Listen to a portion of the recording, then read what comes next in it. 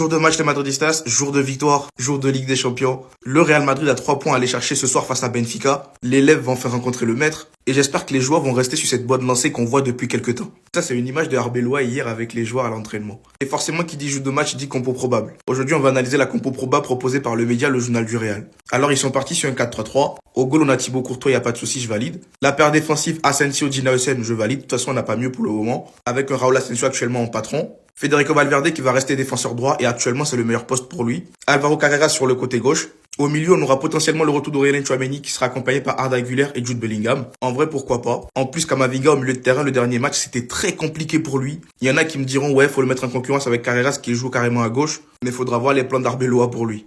Et devant, on aura Mastantuono, Mbappé, Vinicius Junior. En soi, oui, parce que c'est le trio d'attaque qui marche actuellement. Mastantuono qui retrouve de la confiance et qui joue de plus en plus. Un Kylian Mbappé toujours chirurgical. Et un Vinicius Junior qui retrouve également de la confiance, qui retrouve le sourire. Et le problème qui va se poser après, c'est que si jamais ce trio d'attaque performe tout le temps, comment tu en déloges un pour pouvoir insérer des joueurs comme Rodrigo ou Brahim Diaz? Surtout Rodrigo.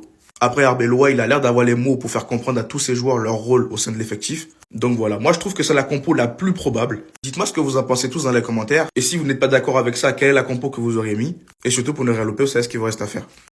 Il a tellement confiance en lui, c'est fou. Il ne le cache plus en conférence de presse. Il a pris la grosse tête, Arbeloa. Il va affronter José Mourinho demain, mais il est arrivé serein. Il a dit qu'il va s'entraîner sur la pelouse du Benfica. Il n'a pas peur de dévoiler ses tactiques, contrairement à Xabi Alonso. Les gars, je vous dis tout ce qu'il a dit. Let's go. Déjà, un journaliste lui a demandé si l'équipe montrait une meilleure attitude sur le terrain. Il a affirmé, d'après ce que j'ai vu depuis que je suis ici, l'équipe est parfaitement prête à faire des sacrifices, à travailler dur et à tout faire pour gagner. Bien sûr, nous pouvons faire beaucoup mieux, mais nous avons besoin de temps, de travail et de formation. Il a parlé de José Mourinho en disant « Mourinho sera toujours l'un des nôtres ». Mais en conférence de presse, José Mourinho a affirmé qu'il espère une défaite du Real Madrid. Il a raconté une petite histoire sur Jude Bellingham en disant « Il y a quelques jours, 48 heures après un match, je suis allé voir Jude Bellingham et je lui ai dit « Jude, arrête de courir autant ». Il n'arrête pas de courir, c'est fou. Il a également affirmé « Rafa Benitez m'a beaucoup appris et m'a été très utile. J'ai beaucoup appris de lui. J'ai appris de tous mes entraîneurs. » Il a parlé du jeune Arda Güler en disant « Arda sera également très utile pour nous lors des grands matchs,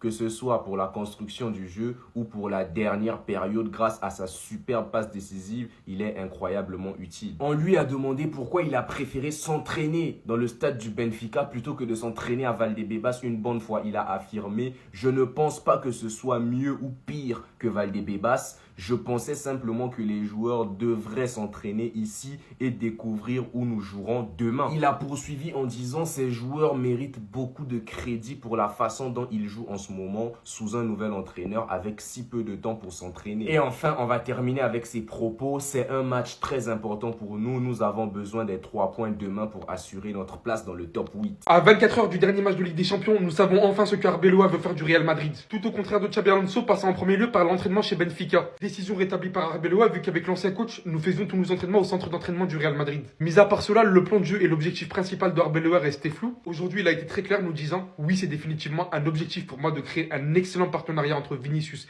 Mbappé et Jude Bellingham, mais pas seulement eux, le reste de l'équipe aussi. » Faisant en continuité les éloges de Bellingham, où celui-ci cite « Jude Bellingham est un joueur incroyable, mais c'est aussi un gars qui veut être un leader, il court, il travaille dur, son niveau d'entraînement, son engagement, c'est incroyable. » D'un Arda Güler qui pourrait être une pièce importante de ce milieu de terrain, Güler prêt à être notre milieu de terrain contrôleur, il a une qualité incroyable, une grande vision, une qualité de dernière passe. C'est une arme et nous devons en tirer profit, il fait également beaucoup d'efforts défensifs. Totalement conscient et reconnaissant du fait que l'équipe montre une meilleure attitude sur le terrain depuis son mandat. Et je suis forcé de le dire qu'effectivement ça va beaucoup mieux. Il sera véritablement temps de confirmer demain, en plus pas face à n'importe qui, José Mourinho. Comme d'ailleurs il est clair aujourd'hui que le Real Madrid n'a pas compris la décision de Xabi Alonso de donner si peu d'occasions à Endrick, que le joueur a été obligé de demander son prêt et que sa priorité reste de réussir au Real Madrid.